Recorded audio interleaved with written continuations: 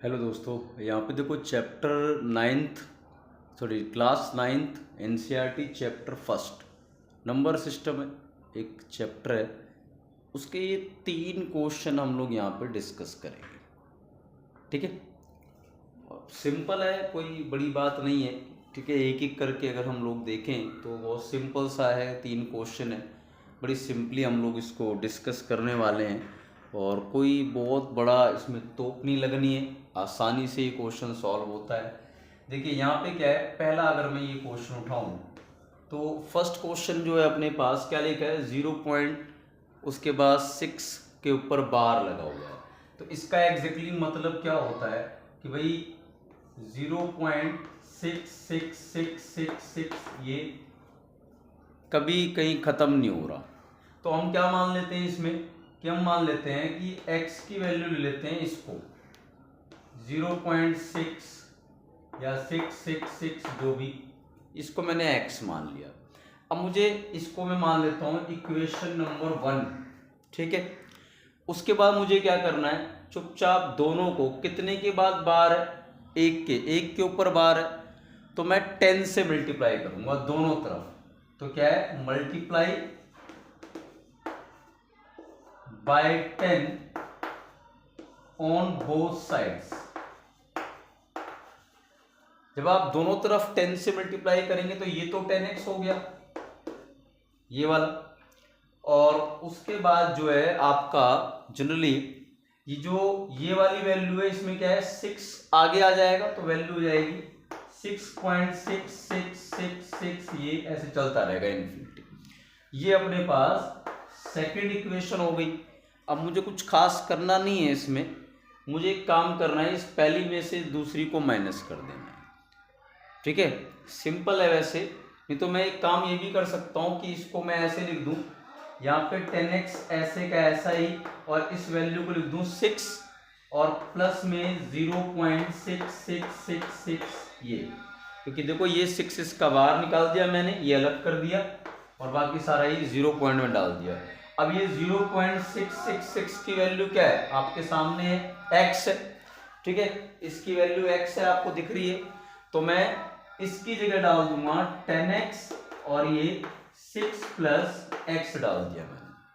ठीक है, 10x और 6 प्लस x की वैल्यू मैंने यहाँ पे पुट कर दिए। अब मैं जरा इसको जरा सॉल्व कर लूँ, अगर तो सॉल्व करूंगा क्या आएगा मेरे पास, ये x को इधर ले आओ तो 10x minus x is equal to 6 और ये आ जाएगा 9x इजकल टू 6 और x की वैल्यू क्या आएगी 6/9, इधर चला गया, और ये 2/3। आप इसको काट देंगे अगर तो आपके पास आंसर क्या आ जाएगा, इसको काटने पर 2/3। तो मेरे पास यहाँ पे इसका आंसर, इसका अगर p/q की फॉर्म में लिखोगे तो p/q की फॉर्म में क्या आएगा 2/3 आंसर। ठीक है, ये सॉल्व करने का इसको तरीका होता है। मैं एक क्वेश्चन और ले लूं, ये वाला भी इसकी बात कर लेते हैं थोड़ा। आई थिंक ये वाला जो पोर्शन अभी हमने किया ये आपको 100% क्लियर होगा, तो मैं अगले वाले इस क्वेश्चन की बात कर लेता हूं।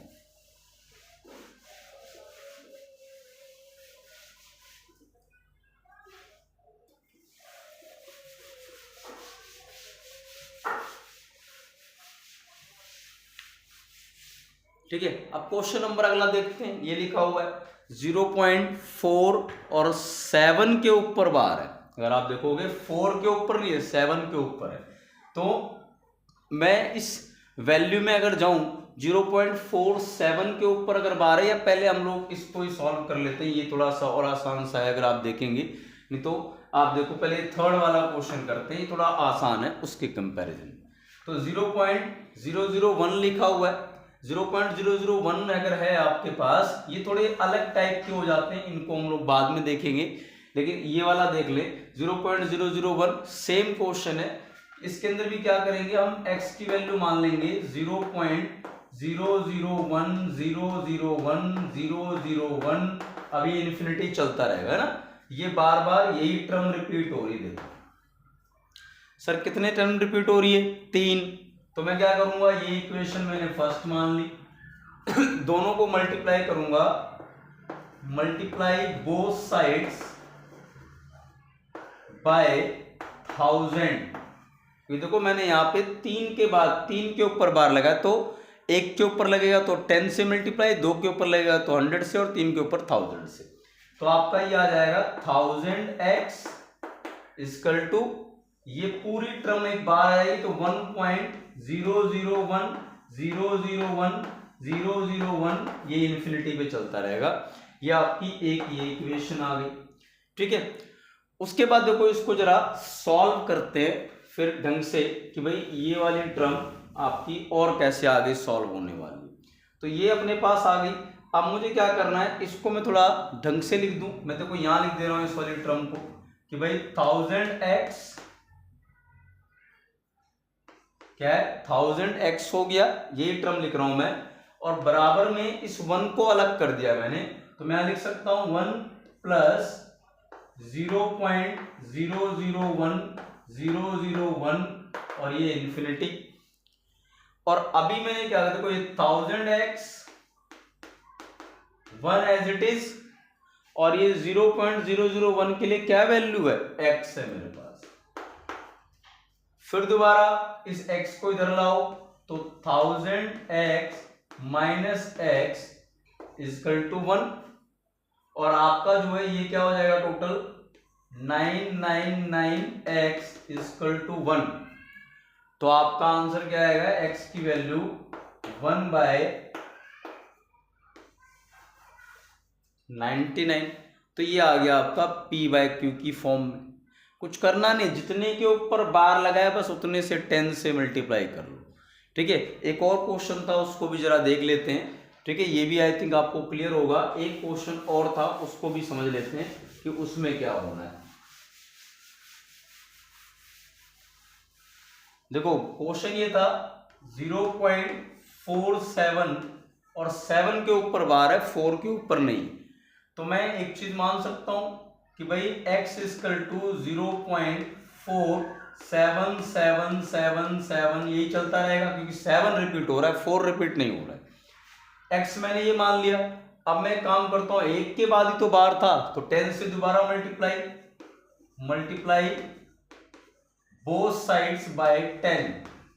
ये मेरी फर्स्ट इक्वेशन थी, दोनों साइड को मैं 10 से मल्टीप्लाई कर लेता हूं, तो ये आ गया 10x। ये क्या आएगा, जब 10x करोगे तो ये 4.777 कुछ आ जाएगा, 4.77777 ऐसे चलता रहेगा, ठीक है। आपने क्योंकि 10 से मल्टीप्लाई किया तो इसका 4 ये बाहर आ जाएगा। ये अपने पास सेकंड इक्वेशन आ गई, ठीक है। अब उसके बाद अगर मैं इस वैल्यू में देखूंगा तो मैं एक काम कर सकता हूं, फर्स्ट में से सेकंड को माइनस कर सकता हूं, ठीक है। तो मैं सेकंड में से फर्स्ट को माइनस करूंगा, क्या लिखूंगा मैं, सब्ट्रैक्ट कर दो किसको, फर्स्ट फ्रॉम सेकंड इक्वेशन। इस वाली इक्वेशन में से इसको माइनस कर दो, तो यहां जरा सॉल्व करें तो क्या आएगा, 10x माइनस x, ये इधर वाले हो गए, और ये वाला क्या होगा 4.7777, ये इन्फिनिटी माइनस 0.47777, ये भी इन्फिनिटी तक गया, ठीक है। तो ये आ गया 9x, और ये 4 में से 0, ये आपका 4 ही आ जाएगा। और देखो यहां पे ये सारी टर्म तो सेम है, 7 में से 4 घटा दो बस, तो आ गया 4.3। अब अगर मैं इसे सॉल्व करूंगा तो 9x और ये 4.3 है, तो 43/10 कर देते हैं, क्योंकि भाई आपने 0.1 हटा दिया तो क्या आएगा, नीचे 10 लग जाएगा। और उसके बाद अगर मैं इसे आगे सॉल्व करूंगा तो मेरे पास क्या आएगा, x की वैल्यू ऐसे की ऐसी, 9 नीचे जाके मल्टीप्लाई, तो 43/90, ये अपना आ गया p/q की फॉर्म। क्लियर है ये क्वेश्चन आपका। तो ये 3 क्वेश्चन थे जिनमें क्या होता है कि ऐसे टर्म दी रहेंगी, आपको उन्हें p/q की फॉर्म में रिप्रेजेंट करना है। बहुत आसान है और बहुत सिंपल सा क्वेश्चन होता है, आप इसको ट्राई करिएगा, इसके कोई भी क्वेश्चन हो आप उसको सॉल्व कर पाएंगे, थैंक यू वेरी मच।